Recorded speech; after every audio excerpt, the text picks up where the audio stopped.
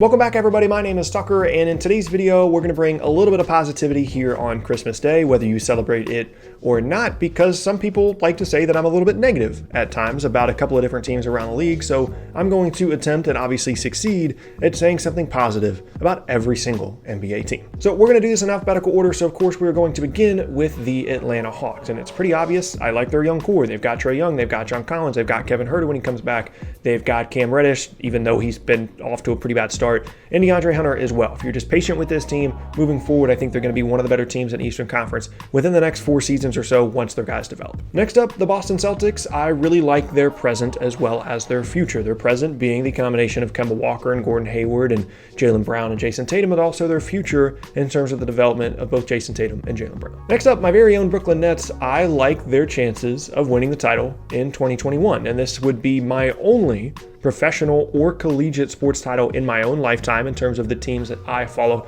the closest, those being the Panthers, any kind of NC State athletics in terms of both football and basketball, and then the Nets as well. I like their chances when KD comes back, depending on the other moves that they make. They've got all the pieces, just depends on how well it goes together. Next up, my hometown Charlotte Hornets, I guess. I'm not from Charlotte, but I'm from North Carolina, and I really like Devontae Graham. I think he's going to be a borderline all-star caliber player this year, and if he can sustain this level of development and production, he looks like he could be a really good player for this team moving forward. Moving on now, the Chicago Bulls, and even though he hasn't had a great season, I really like Lauri Markkanen, and I still also really like Wendell Carter Jr. when he's healthy. That combination in the front court are the things that I am most sure about on this Bulls team. On a team with some question marks, I still really like both those players individually as well as the combination of them in the front court. Next up, the Cleveland Cavaliers. I like the fact that they could trade Kevin Love soon. You know, that could definitely be something that could get them some value if they can find a team that wants him.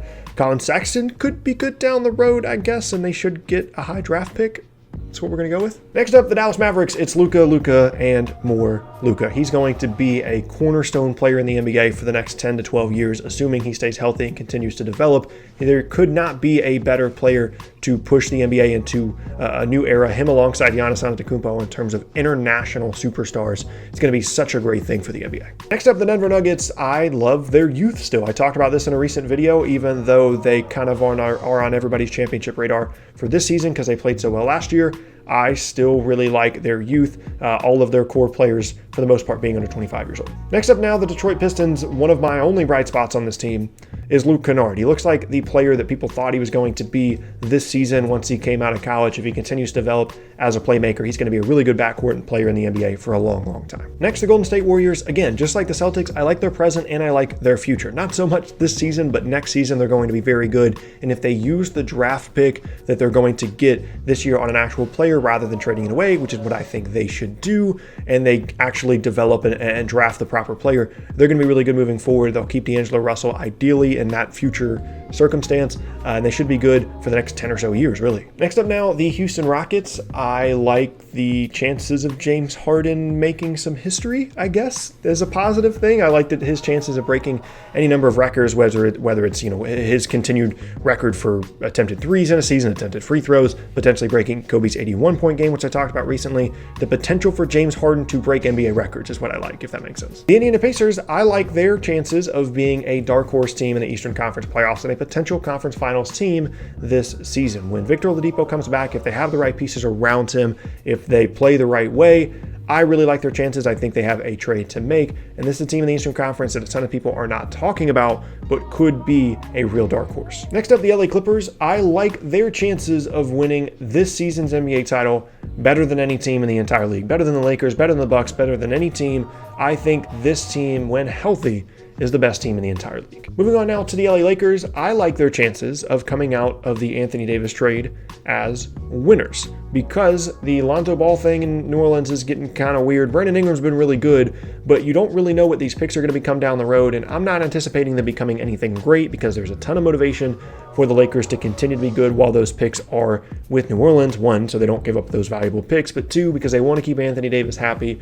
So I like their chances of, in the long run, winning the Anthony Davis trade. Next up now, the Memphis Grizzlies. I love their young core. Jaren Jackson Jr. was a player that I was higher on than most other people around YouTube and things like that when he was coming out last year. And then, of course, I love Ja Morant. Brandon Clark has been probably the steal of the draft most recently. So I love this young core for them. Next up, the Miami Heat. I like their chances of continuing to stay relevant for as long as Erik Spoelstra remains head coach. They've got Jimmy Butler for now. They've got young players that have a proven history of developing players, whether it's Bam Adebayo. I think Tyler Hero is going to be really good down the road. They have pieces. They have flexibility. They have Pat Riley in charge as long as he wants to be. I really like their chances of maybe not being a championship caliber team over the next 10 or so years, but I really like their chances of being like a top 5 seed moving forward, barring any kind of huge injuries. Next up, the Milwaukee Bucks. I like their chances of retaining Giannis Antetokounmpo in free agency, and I believe it's 2021 or 22, whichever year he is a free agent. I just don't see a scenario in which this guy ends up leaving Milwaukee. He has a really good connection with Coach Bud. He didn't even want Jason Kidd to be fired initially. I just think he's kind of a different breed of superstar. He's someone that's extremely loyal, and I just don't see him bolting from Milwaukee to go play for like the Knicks or something. Next up now, the Minnesota Timberwolves. I like Karl-Anthony Towns' chances of being the best big in the entire NBA for the next 10 or so years. For a while, it kind of looked like Joel Embiid would be that guy, but I continue to see issues with his injuries. I don't want to get on a negative rant here, but I just like Karl-Anthony Towns in the long run better than I like Joel Embiid, so I think he's going to be the best big in the league over the next 10 or so years. Next up now, the New Orleans Pelicans. I like Brandon Ingram's chances of getting a near max or max contract this offseason. Given the free agency climate, given New Orleans' desire to retain him because they just traded away a franchise-changing player in Anthony Davis to get Brandon Ingram, and how well he's playing right now, I like his chances of being a max or near max player in free agency. Moving on now to the New York Knicks, and I like RJ Barrett's chances of being an all-star in the future. I didn't love his game coming into the league because it looked like he was just kind of a selfish player and could pass the ball but just chose not to.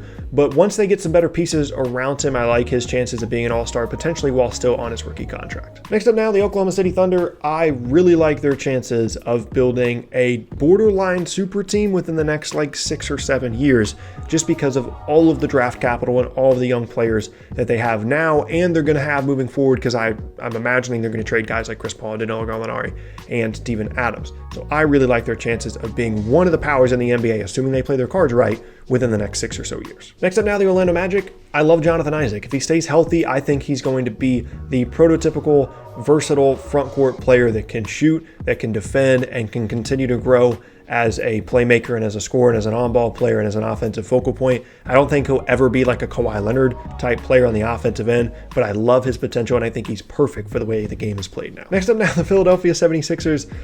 I like their chances of getting to the conference finals this year, and I'm saying that because I don't actually have a ton of positive things to say about them, but the whole point of this video is to be upbeat and positive. So I like their chances of getting to the conference finals. They have this huge lineup, should be really good defensively. Once we get to the postseason, their advantage in terms of on the boards and defensively should start to shine through a little bit more, so I like their chances there. Moving on now, the Phoenix Suns. I really like Monty Williams as coach. I think he's a really good coach for this team. I think he's going to be able to keep them upbeat, keep this team together, because there's definitely talent there with guys like Devin Booker and DeAndre Ayton. Obviously, they're not going to be a playoff team this year, in my opinion, but in the long term, I think they've found their coach in Monty Williams, and if they will stick with him, he can be the guy that can actually make this a competitive team in the long run. Moving on now, the Portland Trailblazers. I really like Anthony Simons, and I think the only thing that's going to hold this guy back from being a really, really good player down the road is just his size, but given Portland's history and reputation in terms of developing guards, if he stays there, I think he's going to kind of take the torch from someone like CJ McConnell at some point and be a really good backcourt player for Portland moving forward. Next up now, the Sacramento Kings. I love De'Aaron Fox, and even though there's some other pieces on this team that I wish would kind of be moved around to kind of better suit his game, I think that this year, in terms of some of his struggles at times, are just going to be a bump in the road, and I think he's going to be one of the better point guards in the league here within the next 3 or 4 years. Next up now, the San Antonio Spurs. I really like their young guards. DeJounte Murray has had his struggles returning from injury at times, but he is an incredible defensive player that should continue to grow as a point guard. And then guys like White and Walker and Johnson, there's a ton of different guards to choose from, and I would imagine that at least 2 or 3 of them are going to end up being pretty good players in the league, so I definitely like the Spurs' young guards. Next up now, the Toronto Raptors, and I like, obviously, Pascal Siakam. It's pretty simple there. I think that he is similar to Jonathan Isaac, probably about as perfect of a fit in terms of versatility for the modern NBA as you could possibly have at the 4 spot. He certainly has places to improve, needs to get stronger. And if he wants to be like more of a perimeter ball handler type player, then he's got some skills to develop there. But if his development at this point is any indication, he's going to be such a good player over the next 8 or 9 years. So I love Pascal Siakam. Second to last now, we're almost done. The Utah Jazz. I like their chances of turning around what's been a relatively disappointing season to start here and being one of the true contenders in the Western Conference still this year, potentially a Western Conference finalist. And this has kind of been a theme for them over the last couple of years. They've always kind of struggled in the beginning of the season just because the schedule was tilted that way, and then picked it up later in the season. I expect this year to be the same. And then last up for the Washington Wizards, I love Rui Hachimura, and I understand that sometimes the numbers are a bit down for him in terms of efficiency at times, but he looks like he belongs. He looks smooth. He looks like he has an offensive game that you can continue to grow and build around. And so for me, I think he's a legit, really good player for them moving forward. And there you have it. That is going to be the end of today's video. Like I said, a little something different, talking about a positive thing for every single NBA team. Once again, my name is Tucker. If you missed any of my previous videos, then be sure to check out the boxes on screen. Thanks again, and I'll see you all next time.